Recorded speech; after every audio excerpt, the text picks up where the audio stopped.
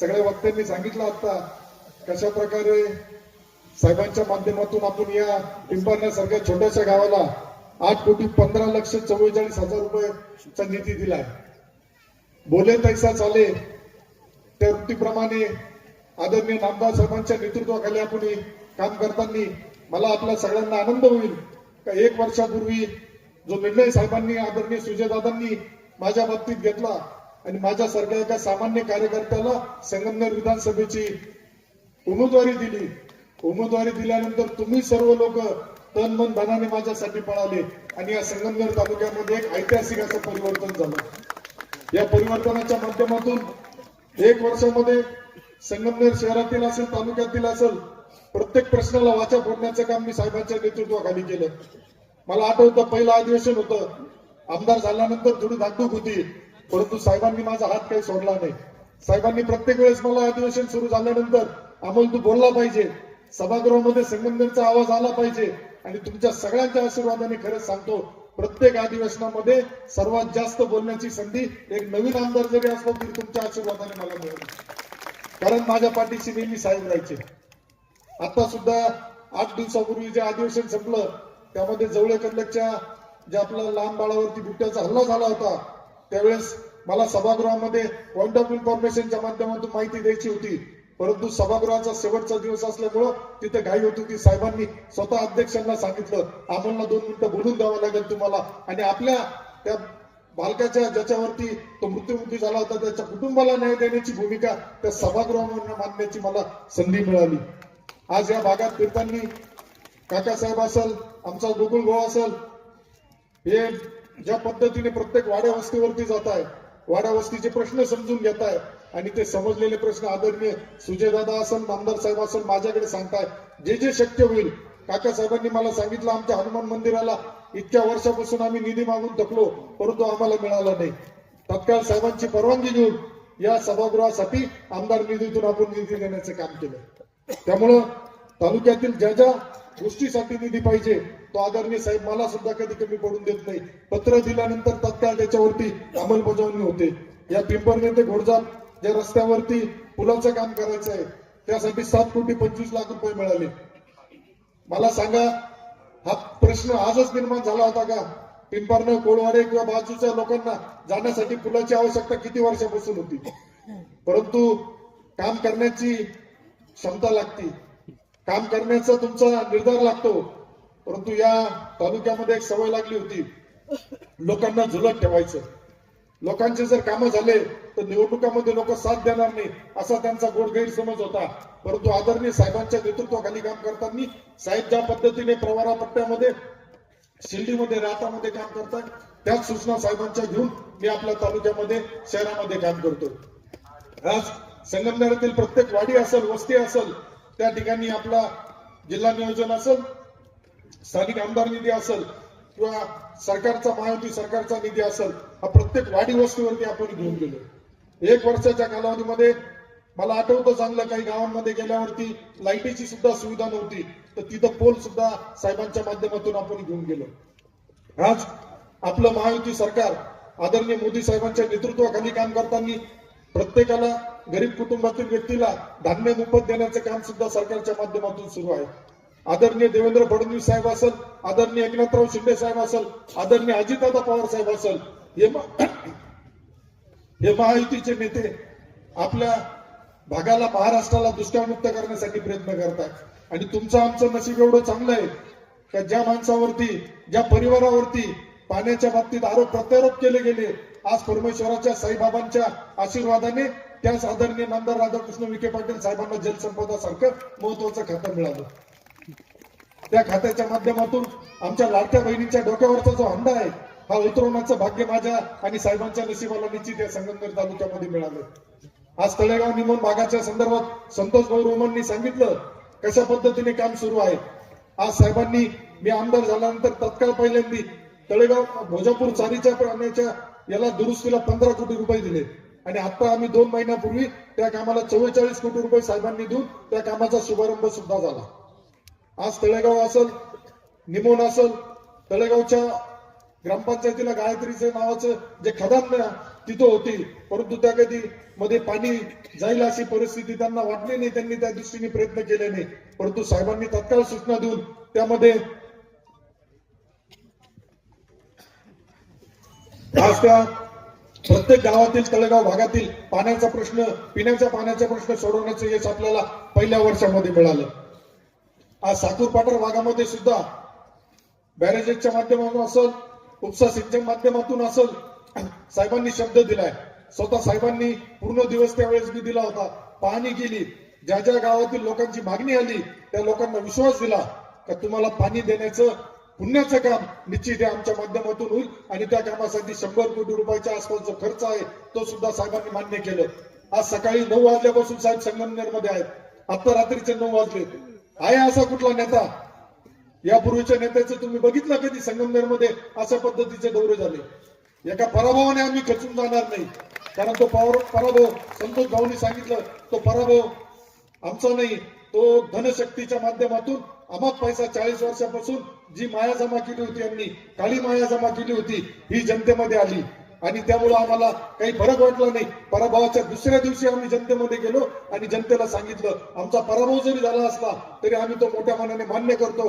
तुम्हाला जो शब्द दिलाय संगमनेर तालुक्याचा लोकप्रतिनिधी म्हणून संगमनेर शहराच्या विकासासाठी जिथं जिथं माझी गरज पडेल तिथं मी नक्की मदत करेल. नगरपालिका निवडणुकीच्या वेळेस तुम्ही सगळ्यांनी बघितलं असेल, निकाल आल्यानंतर आपल्या ग्रामीण भागातील तरुणांचा जरा थोडा हिरमोड झाला होता. स्वाभाविक आहे, तरुणांनी बघितलं होतं का कशा पद्धतीने आपल्याला जनतेचा प्रतिसाद आहे, कशा पद्धतीने आपल्या लाडक्या बहिणी आपल्या बरोबर आहेत, शेतकरी आपल्या बरोबर आहेत, शहरातील व्यापारी आपल्या बरोबर आहेत. परंतु त्यांना ज्या पद्धतीने धमक्या आणि दहशत दिल्या गेली, पैशाचा मारा केला गेला, त्यामुळे आपल्याला काही गोष्टींचा विचार करावा लागला. परंतु मी आपल्याला जबाबदारीने सांगतो, येणाऱ्या पुढील कालावधीमध्ये नगरपालिका निवडणूक ज्या पद्धतीने त्यांनी आपल्या विरोधात खोटा नॅरेटिव्ह सेट केला होता, खोट्या बातम्या दिल्या, रेल्वे पळवली, आता पाणी पळवणार. परंतु मला सांगा मित्रांनो, कागदपत्र काही लपत नसतात, कागदपत्र सांगतील. वैभव भाऊ पिसाळ जे अकोल्याचे माजी आमदार आहेत, त्यांनी सांगितलं का यापूर्वी 2019 मध्ये जी रेल्वे जाणार होती ते चिखलीला रेल्वे स्टेशन होतं आणि देवठाणमध्ये रेल्वे स्टेशन होतं, म्हणजे संगमनेर आणि अकोला तालुक्यातील ती रेल्वे जाणार होती. परंतु मधल्या कालावधीमध्ये विकास महाभकास आघाडीचं सरकार जे आलं, या सरकारच्या माध्यमातून महाराष्ट्राचं कधी न होणारं एवढं मोठं नुकसान झालं होतं. त्यामध्ये आपल्या संगमनेरचं सुद्धा नुकसान झालं. मधल्या कालावधीत रेल्वेचा मार्ग गेला, अफवा सांगितल्या, 1 वर्षामध्ये आमदारांनी रेल्वे पळवली. पण मला मिळालेली माहिती अशी की ते आमदार असतानाच रेल्वेचा मार्ग बदलण्याचा प्रयत्न झाला होता.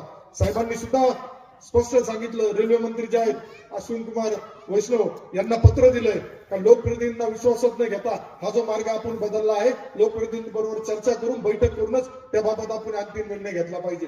आणि मी सुद्धा साहेबांकडे विनंती केलं, साहेबांनी तत्काळ गाडीतून आदरणीय देवेंद्र फडणवीस साहेब मुख्यमंत्री महोदयांना फोन केला आणि सांगितलं का हा जो संभ्रम निर्माण झालाय संगमनेर तालुक्यातून आणि अकोला तालुक्यातून रेल्वे गेली पाहिजे, यासाठी आमचं संगमनेरचे आमदार असेल, अकोल्याचे असेल, आमचे सहकारी आपल्याबरोबर बैठक करू इच्छित. आणि साहेबांना मुख्यमंत्री महोदयांनी सुद्धा शब्द दिलाय, लवकरच त्याबाबत बैठक होऊन केंद्रीय रेल्वे मंत्र्यांची सुद्धा आपल्याला भेट होणार आहे. त्यामुळं काम करणारे आपण लोक आहे.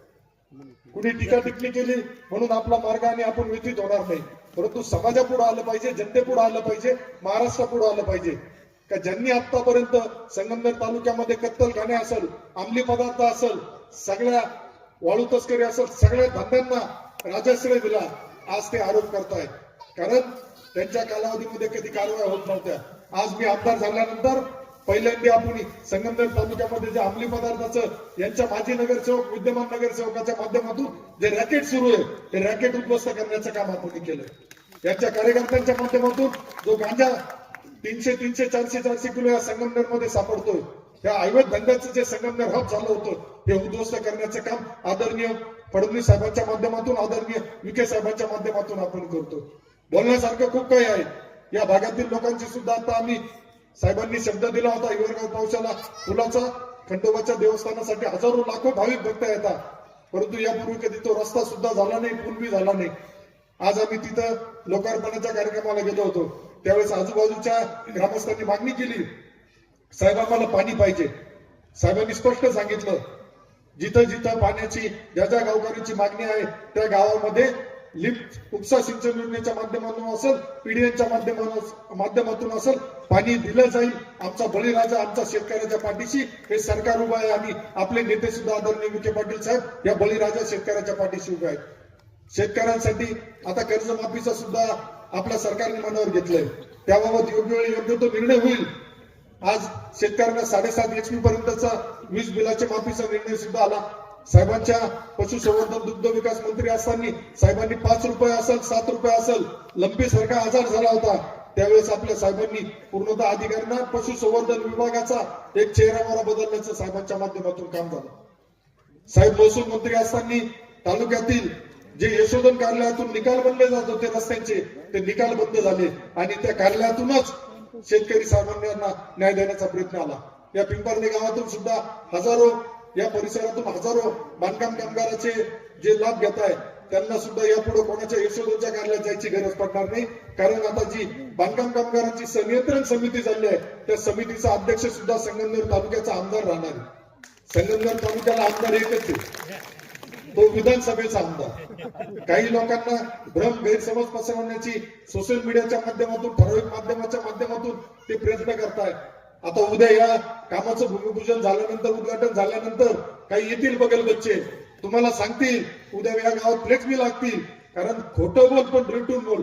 40 वर्ष यांचा हाच धंदा होता आणि हा धंदा तुमच्या आशीर्वादाने आपण बंद पाडलाय. त्यांचं 40 वर्षाचं दुकान आपण एक सामान्य कार्यकर्त्यांनी बंद पाडल्याचं त्यांना दुःख जास्त आहे.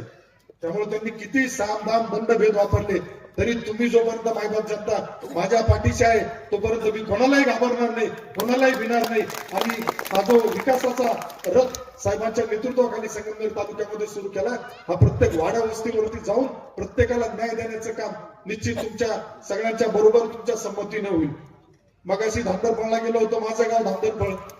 ज्या गावात आता मला आल्यावर कोणीतरी सांगितलं का भाऊ तुमच्या गावात फ्लेक्स लागले, इकडे फ्लेक्स लागले, परंतु जर हे माझ्या धांदरफळ मध्ये निधी देऊ शकता रस्त्याला आमदार नसताना तर यांच्या जोरवा गावामध्ये यांच्या घरापाशी जायचा जो रस्ता आहे हा इतके वर्ष हे काय करू शकले नाही हा प्रश्न सुद्धा तुम्ही त्यांना विचारला पाहिजे.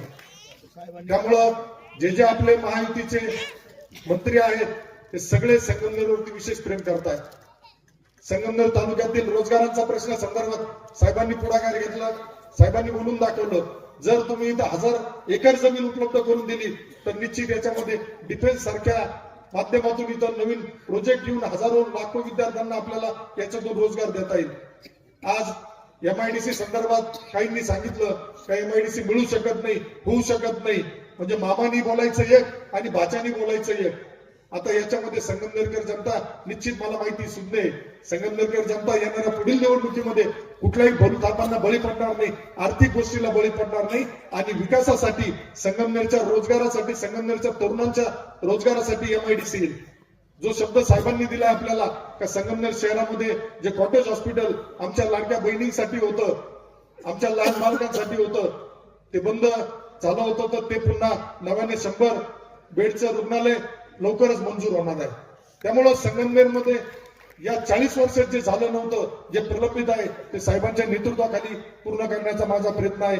या गावामध्ये आपण भरपूर निधी दिलाय. 10 कोटी 64 लाखाच्या आसपास हा निधी सर्व झालाय. माझी आपल्या सगळ्यांना विनंती राहील जिल्हा परिषद निवडणुकीमध्ये नुसतं तुमच्या गटापुरतं घरापुरतं न पाहता आपल्या पाहुणे रावळे असेल, नातेवाईक असेल, या सगळ्यांना संगमनेर तालुक्यात जी विधानसभेच्या वेळेस तुम्ही गनिमी काव्याने लढाई लढला होता तीच लढाई पुन्हा आपल्या सगळ्यांना लढायची आहे.